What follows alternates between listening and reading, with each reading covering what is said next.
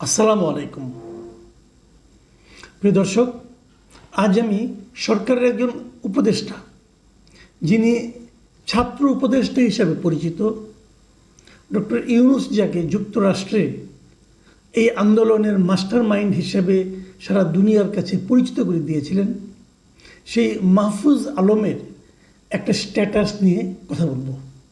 উনি এই স্ট্যাটাসটা ফেসবুকে, ওনার ভেরিফাইড ফেসবুকে দিয়েছেন এবং সেই স্ট্যাটাসটার উনি নাম দিয়েছেন, শিরোনাম করেছেন কৈফিয়ত কিংবা বাস্তবতা। আমি যখন এটা পড়ছি তার ঠিক 5 ঘন্টা আগে স্ট্যাটাসটা দেওয়া হয়েছে এবং এই স্ট্যাটাসটায় এ পর্যন্ত রিয়াকশন পড়েছে 16,000, 63টা কমেন্টস পড়েছে এবং 1,500 লোক এই স্ট্যাটাসটাকে শেয়ার করেছে। তার মানে এটা এখন অনেকের হাতে পৌঁছে গেছে, অনেকে দেখেছেন এবং এই ধরনের আপনার কমেন্ট করেনি, শেয়ার করেনি অথবা কোনো ধরনের রিয়াকশন দেয়নি, এরকম লোকের সংখ্যায় এই সবগুলির কয়েক গুণ হবে। যেমন আমি নিজে এখানে কোনো রিয়াক্ট করিনি, কোনো কমেন্ট করিনি, কোথাও শেয়ারও করিনি। আমার মতো এরকম অনেক লোক আছে। তার মানে এটা অনেক দূর পর্যন্ত গিয়েছে। আমি এটা নিয়ে আলোচনা করছি কেন? আমার কাছে মনে হয়েছে এই স্ট্যাটাসটা, প্রথমত বলে নিই বটম লাইনটা, স্ট্যাটাসটা আমার কাছে খুবই পছন্দ হয়েছে। মানে ওনার যে উপলব্ধিটা, সেই উপলব্ধিটাকে আমি সম্মান জানাচ্ছি। আমার মনে হচ্ছে এই উপলব্ধিটা যদি ওনার আরও আগে হতো তাহলে হয়তো অনেক কিছু হতো। কিন্তু মানবিক যে সীমাবদ্ধতা, মানবিক যে লোভ লালসা, সেটার কারণে এটা হয়নি। আমি জানি এই লোভ লালসা শব্দটা ওনার পছন্দ হবে না, উনি বলবেন যে না, এটা ঠিক না, বাট আমি এটাই মনে করি ব্যক্তিগত কিছু লোভ লালসার কারণে পুরো আন্দোলনটা ব্যর্থ হয়েছে। এবং এই ব্যক্তিগত লোভ লালসার মধ্যে এই স্টুডেন্টদেরকে ঢুকিয়ে দিয়েছে, যাদেরকে নিয়ে উনি এই স্ট্যাটাসে হতাশা ব্যক্ত করেছেন, সেই লোকগুলো খুবই সুকৌশলে এই ছেলেগুলো, এই স্টুডেন্টরা বয়সজনিত অনভিজ্ঞতার কারণে সেটা বুঝতেও পারেনি। এবং মাহফুজ সাহেবের এই স্টেটমেন্টে, এই যে স্ট্যাটাসে, এখানে ওই 2-1টা জায়গায় ওই ভুলগুলো উনি এখনও করে যাচ্ছেন। আমি স্ট্যাটাসটা পড়ব, আমি প্রায় পুরো অংশই পড়ব, পরে আমি ফাঁকে ফাঁকে আমার কমেন্টগুলো করব, তাহলে আপনাদের জন্য বুঝতে সুবিধা হবে। উনি শুরুটা করেছেন এভাবে: ক্ষমতার ভার কেন্দ্র অনেকগুলো, ফলে কাজের দায় সরকারের, কিন্তু কাজ করে ক্ষমতার অন্য ভার কেন্দ্র। জোড়াতালি দিয়ে গণতান্ত্রিক রূপান্তর সম্ভব নয় নতুন রাজনৈতিক বন্দোবস্ত। একদমই সত্য কথা। আমার প্রশ্ন হলো যে উনি বলেছেন যে ওনার এই কথাটুকুর মধ্যে কিন্তু ওনার কৈফিয়ত এবং বাস্তবতা দুটোই আছে, দুটোই এখানে আছে। তো উনি বুঝতে পেরেছেন যে কেন উনি পারছেন না, কেন হচ্ছে না সম্ভব। উনি আরেক জায়গায় লিখেছেন, প্রায় 3 ডজন নিয়োগপ্রাপ্তদের মধ্যে মাত্র 2 জন ছাত্র প্রতিনিধিদেরকেও এস্টাবলিশমেন্ট রাষ্ট্রপতি অপসারণের ঘটনার পর থেকে কোন ঠাসা করে রেখেছে। আমরা 2 জন সর্বোচ্চ ব্যালেন্সিং অ্যাক্ট করতে পারছি, কিন্তু প্রভাবক হিসেবে কাজ করতে হলে সরকারের সুষম ছাত্র প্রতিনিধিত্ব লাগবে।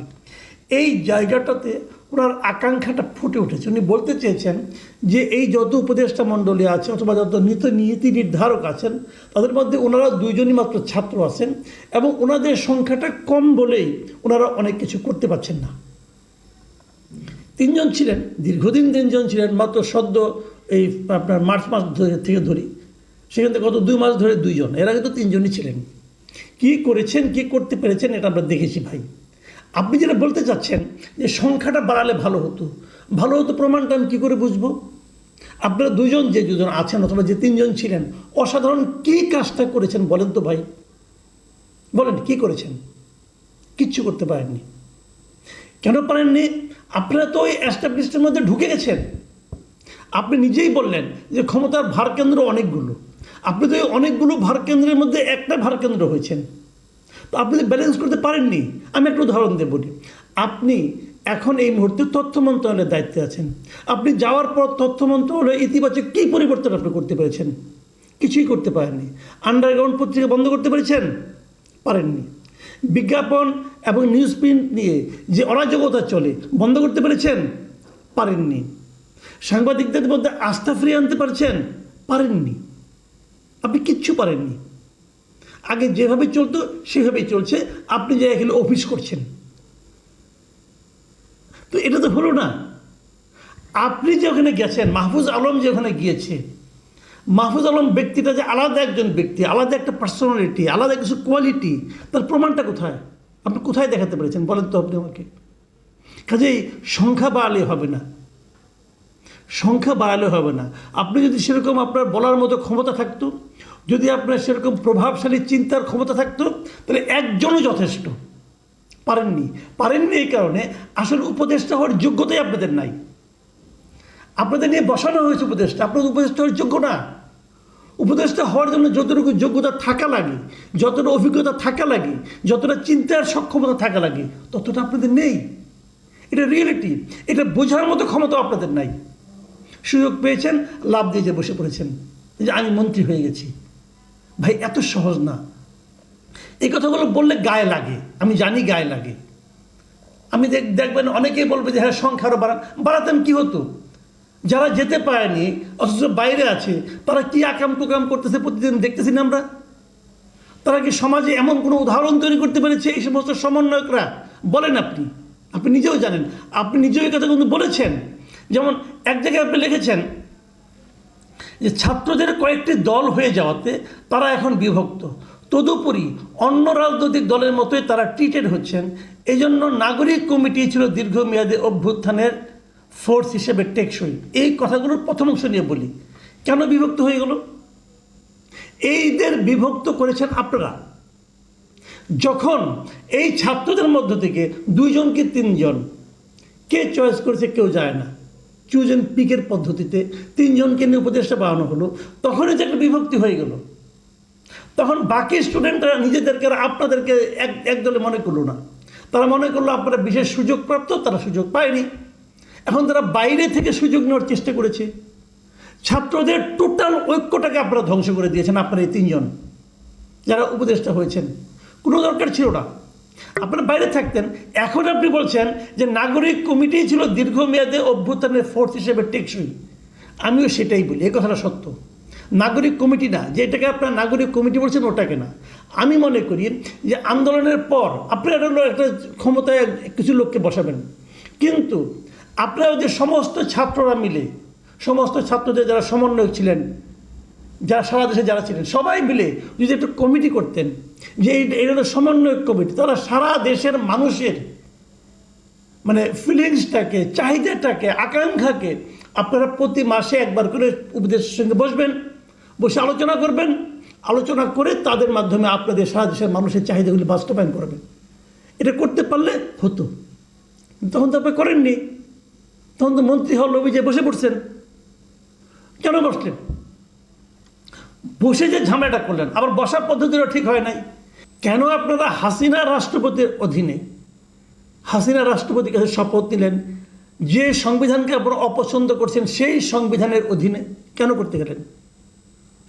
আপনারা বিপ্লবী সরকার করতেন, প্রথমে এসেই সংবিধানটাকে স্থগিত করতেন অথবা বাতিল করতেন, করে আপনারা এগুলো করতেন, কোনো সমস্যা হতো না।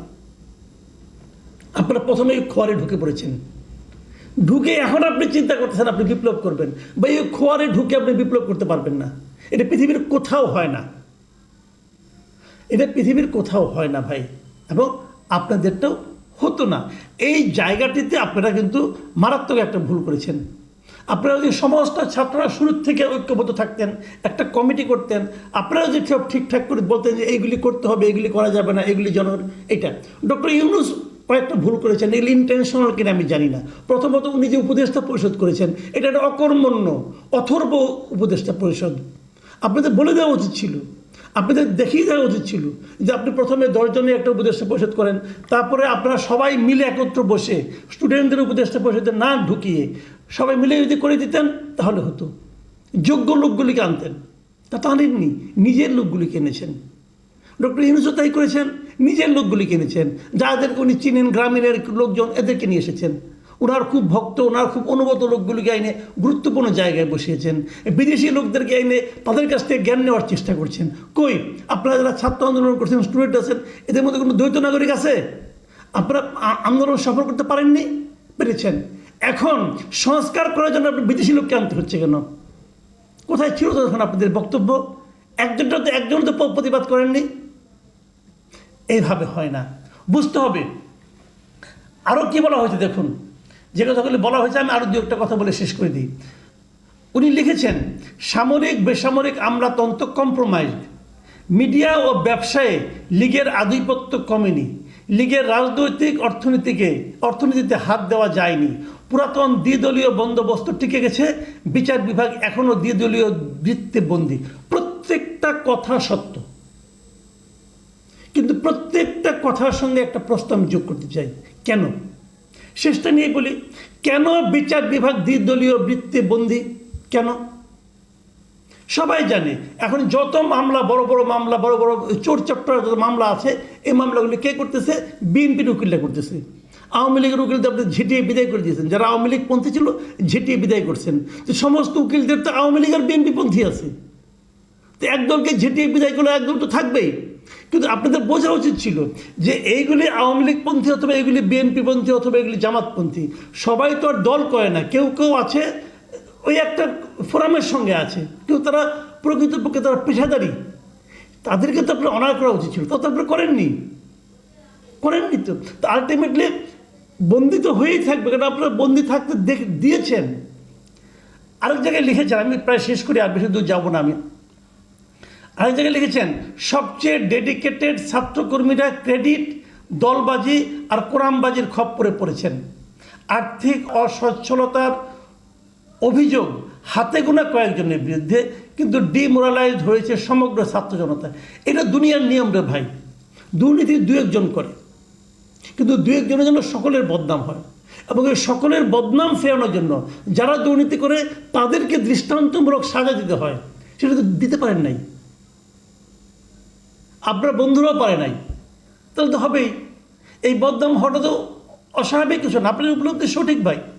আপনি আরেক জায়গায় বলেছেন, শহীদ আহতদের ক্ষেত্রে বিচারের প্রশ্নে সরকার সহ সকল অংশীজন অসফল। একেবারে শতকরা 100% সত্য কথা বলেছেন। অভ্যুত্থান শহর ছেড়ে গ্রামাঞ্চলে বিস্তৃত হয়নি, এটাও 100% সত্য।